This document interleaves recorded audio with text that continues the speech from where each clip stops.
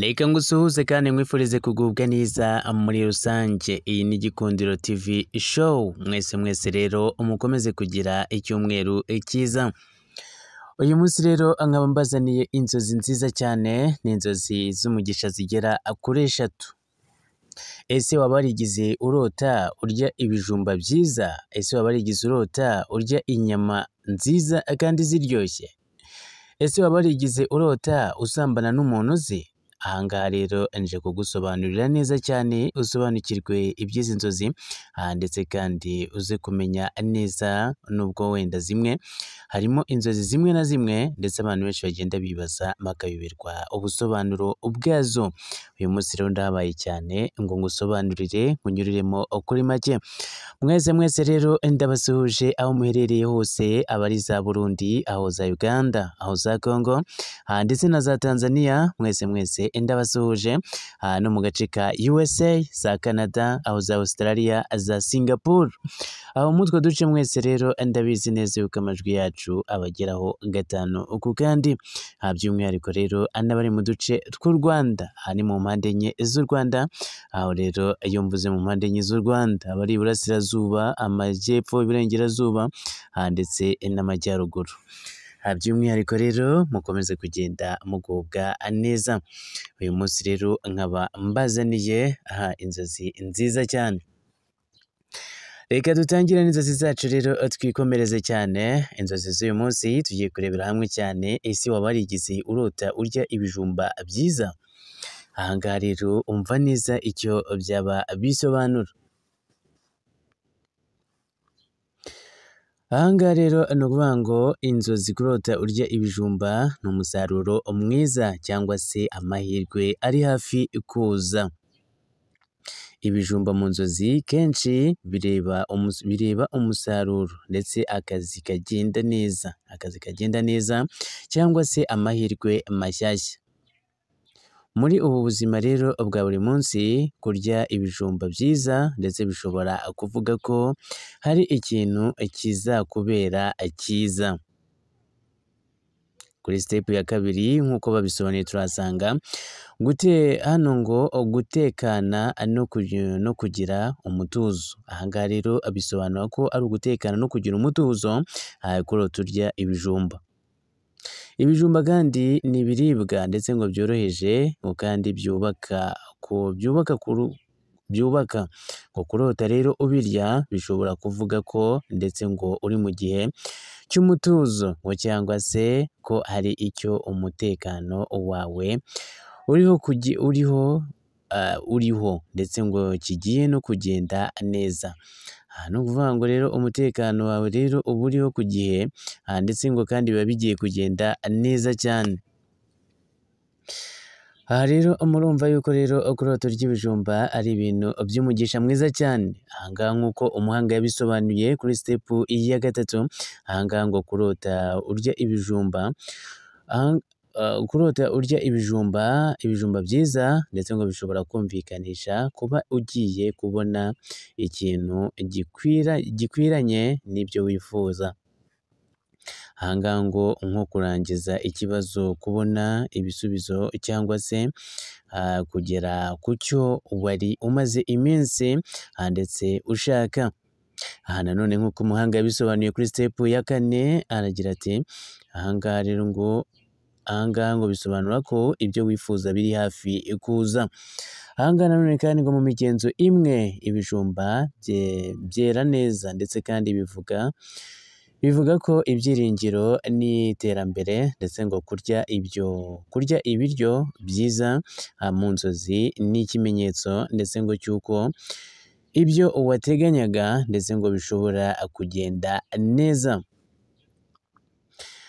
Aha rero arimo urabyumva neza cyane ko ibintu biba biri fresh cyane. Ahangaha rero kurota urya ibijumba ni umugisha ndetse kandi bisobanuye byinshi cyane kuri wowe cyangwa se kuri njye, kuko byanga byakunda hari icyo uba ugiye kwakira.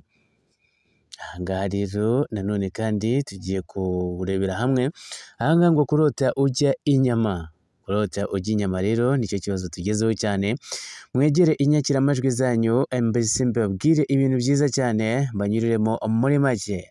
Ibintu biraryoshye neza cyane, ni ibintu byiza, ni ibintu by'umugisha. Gusa hari inzozi zimwe na zimwe zigiye zisobanuye bitandukanye, ndetse kandi ukumva ndetse nawe ugahitamo ukavuga uti ese koko niko bimeze. Uyu munsi rero mbazaniye ibisobanuro byiza cyane ku bantu benshi bagiye babimbaza. Nanone kandi ngo ahangaha kurota urya inyama bivuze neza yuko ari umunezero.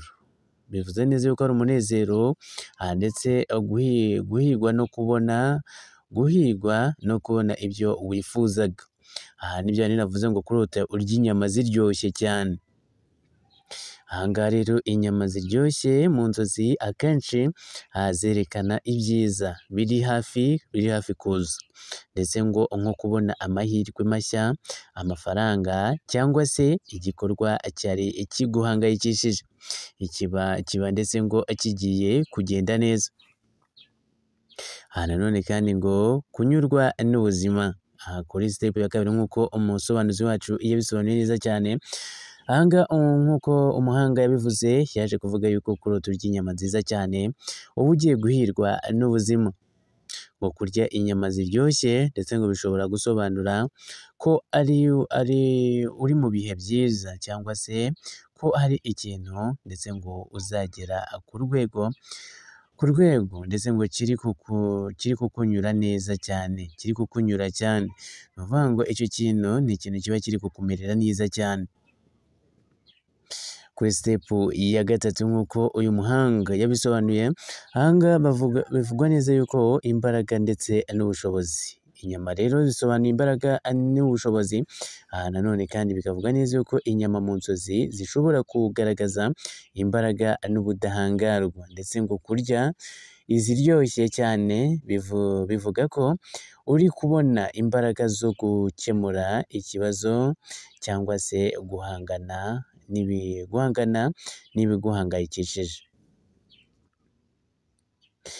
Nanone kuri step ya kane, ahangaha ngo inyama ziryoshye. Ahangaha gutera imbere bisobanuye gutera imbere cyane cyane. Ahangaha ngo inyama ziryoshye zishobora ndetse kugaragaza ko iterambere mu mirimo ndetse mu mibanire, cyangwa se mu mushinga uri gukora. Ni ikimenyetso cy'uko ibintu biri mu nzira nziza. Hano kuri step ya gatanu turasanga ngo nanone ngo icyitonderwa. Niba ndetse niba wiyumvamo amanyanga cyangwa se ubwoba, ahangaha ngo niba mu nzozi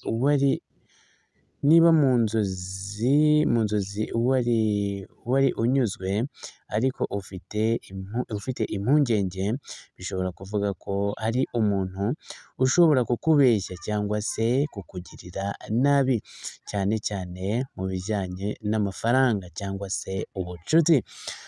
Komeza ubane natwe rero gatanu ku kandi, ukanda subscribe hasi aho gato cyane, ukora kukazogera mu gihe kandi waba wanyuzwe na video zacu. Nanone kandi tugiye ku bundi busobanuro, tugiye ku bindi bintu abantu benshi bagenda barota bitari byiza cyane, bagenda banibazaho ibyo ari byo. Ibi nabyo rero reka tubasobanurire neza cyane, ariko gusa kenshi ntabwo ari iby'umugisha byo. Ahangaha ni inzozi zitandukanye. Ngo kuba hari ikintu turebe, ni inzozi turebe. Ahangaha tugiye ku nzozi zo kurota usambana n'umuntu uzi icyo bisobanuye. Aha rero ngo ni ukuba hari ikintu uwo muntu akurusha ngo cyangwa se wifuza. Ngo kenshi inzozi zo gusambana n'umuntu uzi ntibivuga iby'imibonano mpuzabitsina, ahubwo zigaragaza ko hari ikintu wifuza kuri uwo muntu. Hari icyo bita ubwenge, ubumenyi, ubutwari, imibereho myiza ndetse ubuvandimwe cyangwa se ubufatanye. asobanukiwe neza cyane. Hano ngo ni nk'aho mu nzozi uba uhujwe n'icyo kimenyetso uwo muntu ahagaragaje. Kuri step ya kabiri nk'uko uyu muhanga yabisobanuye, bivuga neza yuko kandi ngo ari uguhinduka kw'imibanire n'uwo muntu. Inzozi zishobora kuvuga ko hari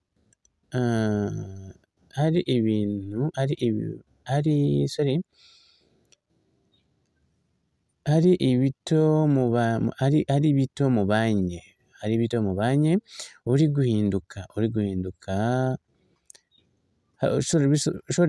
bishobora kuvuga ngo hari uburyo mubanye ndetse ngo uri guhinduka, hari ubusobanuro bushya ngo cyangwa se ubucuti buri gukura, ngo hari